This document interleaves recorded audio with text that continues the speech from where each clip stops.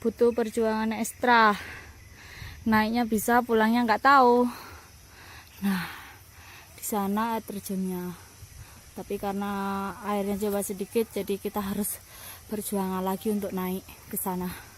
Terjunnya tidak terlalu banyak air, tidak ada air. Harusnya kalau airnya banyak di bawah udah banyak air. Jadi nggak perlu ekstra naik ke puncak gunung. Nah, jurangnya seperti itu. Katanya tidak sesuai ekspektasi. Nah, airnya ya sesuai ekspektasi. Ini hayalan tok. Setengah jam lah. Butuh waktu setengah jam untuk sampai sini. Capek. Gak boleh nge-vlog ya. Kecewa sih.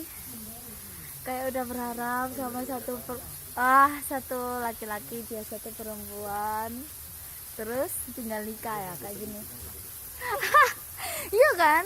Nemu wisata kayak gini sing awalnya wah, ternyata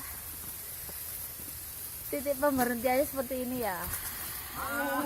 Ya sudahlah. Tapi lumayan. Yuk, betul. Terus main-main air, terus kita pulang.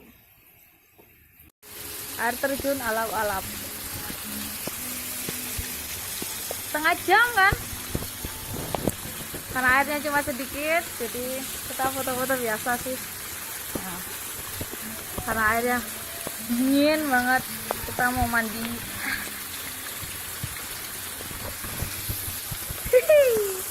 Kan demen ya.